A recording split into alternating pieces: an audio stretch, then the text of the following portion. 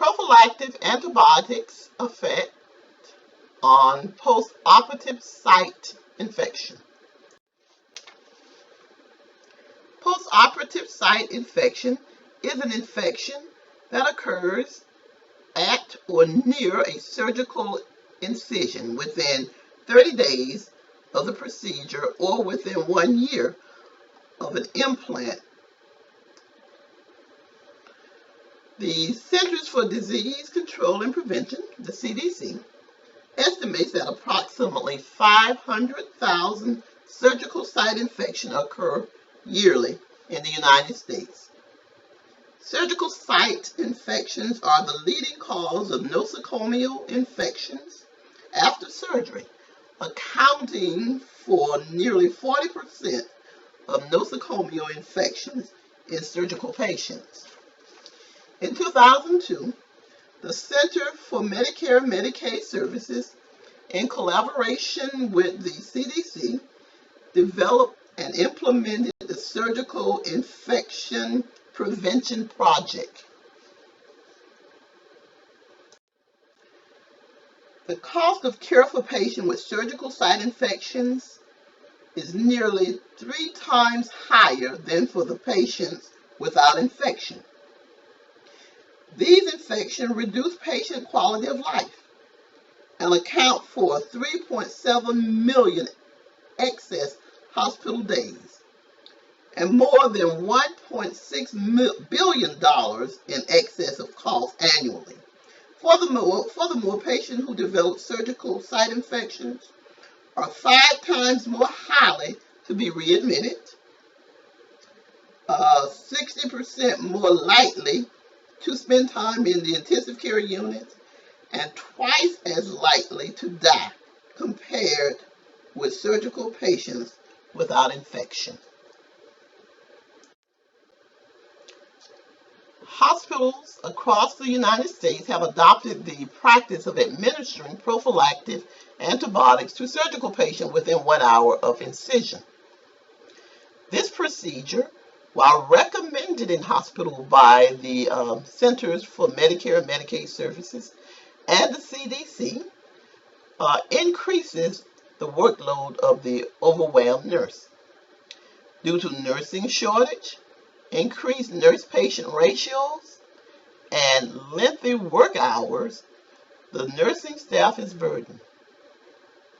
When nurses are fatigued, their response time slows, consideration to detail diminishes, and medical mistakes are made.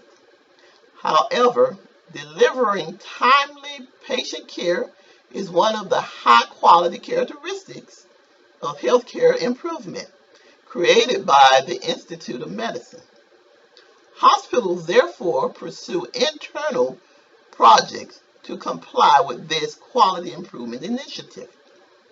Nurses recognize that timely patient care impacts patient-centered care and improves the hospital quality of care.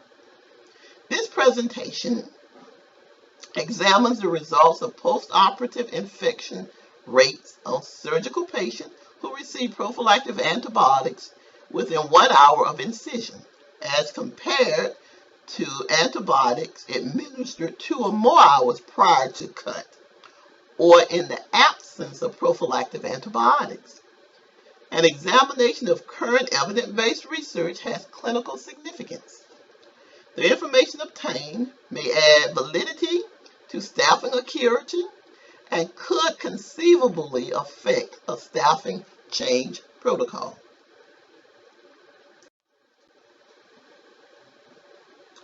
Without a doubt, surgical site infection rates must be controlled. However, what are the significance to administering prophylactic antibiotics 1, 2, or no hours prior to surgery? To illustrate the value of a PICO-formulated question, this example is offered. Surgical patients are required to have prophylactic antibiotics administered 1 hour prior to their surgery at most hospitals. This practice oftentimes increases the workload of the previously busy nurse and medicates patients without evidence of existing infection. Are these patients less prone to surgical site infections than patients that receive prophylactic antibiotics 2 or more hours prior to surgery, or patients that receive no prophylactic antibiotics? To formulate this statement into a searchable, answerable question, the etiology template in the PICO format was used. And that question is formulated as, are surgical patients who have prophylactic antibiotics within 1 hour prior to surgery compared with those without prophylactic antibiotics or given within 2 or more hours prior to surgery at decreased risk of postoperative site infection? The hour model is a framework often used to bridge the gap between evidence-based research and clinical practice. It functions as a guide to improve patient outcome, enhance nursing practice by utilizing scientific research. Now, the hour model has 7 steps. The first step is to select the topic or your problem, or sometimes called trigger. And we decided that our topic for our project is that nurses struggle to administer prophylactic antibiotics within 1 hour of incision. Okay, well, now that we have our topic, we have to decide if this topic is an administrative priority. Now, we know that administering prophylactic antibiotics within 1 hour of surgery is a CMS guideline and is tied to increased reimbursements. And we also know that the nurses struggle to comply to this protocol. Therefore, the struggle with complying to the protocol confirms to the director of nurses that this is an organizational priority. Now that we know that it is a priority that gives support, financial report, and resource report, we can now form the team, which is our third step in the hour model. The team needs to be composed of stakeholders, people who have an interest in our project. So our stakeholders for our project was a surgical nurse, the director of outpatient department, nursing anesthetists, anesthesiologists, surgeons, and we also information technicians. And step 4 begin to gather the evidence. So the team began to search database. They looked at PubMed, MedLife, National Guideline Clearinghouse, Cochrane database. And then we began to use search terms as prophylactic antibiotics, surgical site infection, timely administration of antibiotics, and no antibiotics. We also began to limit our search to the English language, full text, publication dated between 2010 and 2015, and peer review articles. Then after we collected our evidence, we began to analyze our evidence for the value that it would have for our particular purpose. We decided that we would use evidence from peer reviews that had a rating of the highest possible rating. And in our search, we were looking for cohort case studies, which would give us the highest evidence of rating for our particular PICO question. And then our next step, step 5, would be developing the evidence-based practice standard.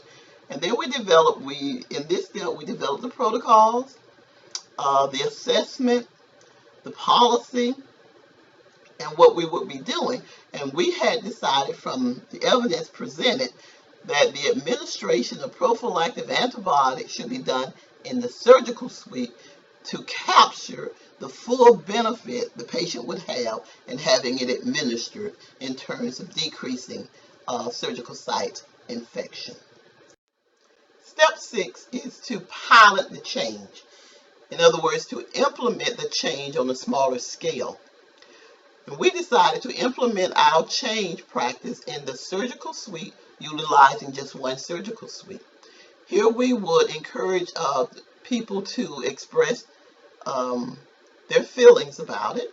We would entertain burials and explain to them using evidence-based research for the reason that we're doing it. We will work out any other kinks that presented itself at this time. And when we have worked this project through to where the outcome looks good, we have a positive outcome, then we will initiate our practice change on a full schedule. For us, it would be the entire surgical suite. And then step 8 would be dissemination of the results. And we should do that through presentations to other hospitals and through in-servicing and through publication.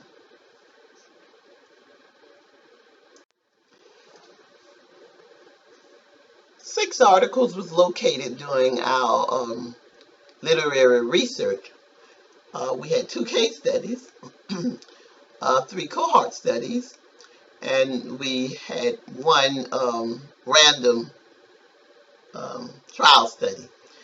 Two case studies was done in India, and the conclusion of those studies were that there was no significant differences found in postoperative site infection among patients who were given prophylactic antibiotics within 30 minutes to 60 minutes before surgery, and those who did not receive prophylactic antibiotics. That was a remarkable finding, certainly one we had not anticipated. However, these were clean surgeries. They had low risk of infection, and they were pediatric patients.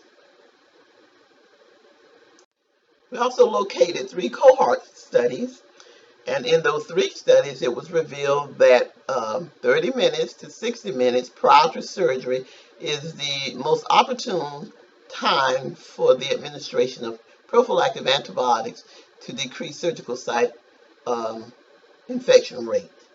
We did 1 random clinical trial study, and it revealed that also the 30 minutes to 60 minutes prior to surgery was the most opportune time to give prophylactic antibiotics to decrease infection rate. We also found in that study that even though 30 minutes to 60 minutes was the most effective time for antibiotics, if we could give it before the 30 minute, then it would be most effective.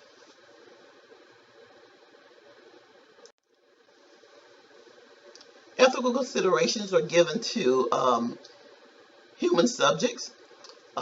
We want to make sure as we document or look into patients' records that we protect their privacy and we remain confident, provide the confidentiality of that information, which means we will not be sharing that information with people who have no need to have that. We also must get permission from our patients to actually share that information. We must make sure that we do not in the process harm our patients. We'll be infusing prophylactic medication to certain members of our patients, and some sections of our patient will not be receiving prophylactic antibiotics. So we must stand ready to effectively treat infection as they develop, in particular in our patients who are not receiving prophylactic antibiotics.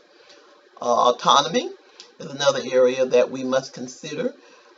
We must make sure our patients are fully informed of what the trials are, what the studies are, what we will be doing, what medications we will be giving, and what the outcome of that particular medication would be. And we also must give them information to let them know that they can certainly withdraw from this study at any point without reprimanding. Some of our patients are children. We said that they were between ages of 1 and 8, and because they are children, they cannot, they're a person without the ability to consent. So we must make sure we get permission from parents.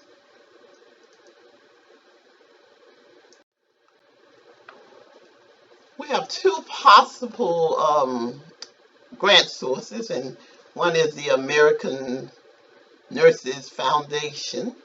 The American Nurses Foundation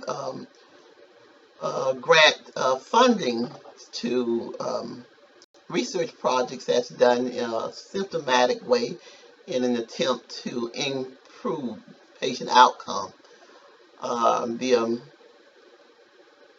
The Agency for Healthcare Research and Quality is another funding agency that give funding to implementation of quality improvement initiatives, such as our project. In conclusion, our study revealed that there are certain surgeries that are low infection risk, required no prophylactic antibiotics prior to surgery. Those surgeries was considered to be clean surgeries in pediatric patients having herniectomies. Another group of studies showed that prophylactic antibiotics that's administered greater than 60 minutes prior to surgery showed a greater infection rate. And then our third group of literature review showed that there was a strong indication that patients who received prophylactic antibiotics between 30 minutes and 60 minutes of the surgery showed less infection. And also patients who received prophylactic antibiotics less than 30 minutes prior to surgery was at a higher percentage of having no surgical site infection. So it was then the recommendation of this committee that prophylactic antibiotics should be administered in the surgical suite. For administering these antibiotics in the surgical suite will comply with the evidence, the evidence-based research of the findings that the most effective time to administer prophylactic antibiotics would be within the first 30 minutes prior to surgery.